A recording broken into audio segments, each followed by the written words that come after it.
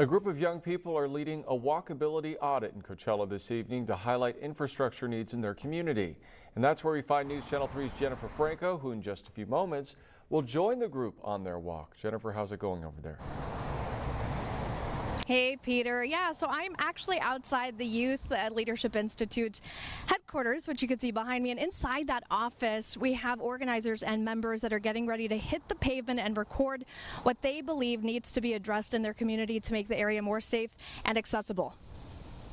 I cannot get to school because I cannot walk to school from my house. Leslie Correa recalls how inaccessible it was growing up in Mecca. She's home right now visiting for summer break from Northern California. Leslie has noticed how different it is getting around the eastern Coachella Valley compared to her college town of Berkeley. They have so much public transportation and even just sidewalks and things like that. They're so taken care of and they have so many, it's so accessible. She's among other young people who want to bring attention to failing infrastructure in the eastern Coachella Valley. The group is setting out on foot to collect data on visibility, accessibility for people of different abilities, and safety. This is Paulina Rojas, program coordinator at Youth Leadership Institute. The infrastructure is not working right now in a season that's sort of low. Imagine the stress that puts on the infrastructure when kids are being dropped off or going to after-school activities. The nonprofit is mobilizing young people for this walkability audit after receiving a state grant. It's something that means a lot to Leslie Correa. It's so important for youth to be involved with this because they're heavily impacted by this.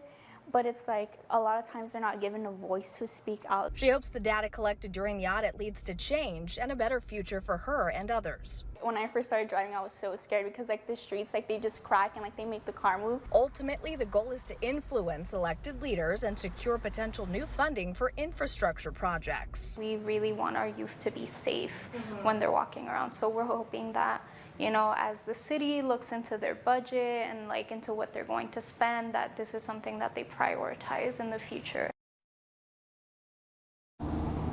Yeah, so back out here live, like I said, the group is getting ready to get started on that walkability audit in just a few minutes. It's still pretty warm out, but they're going to suck it up anyways.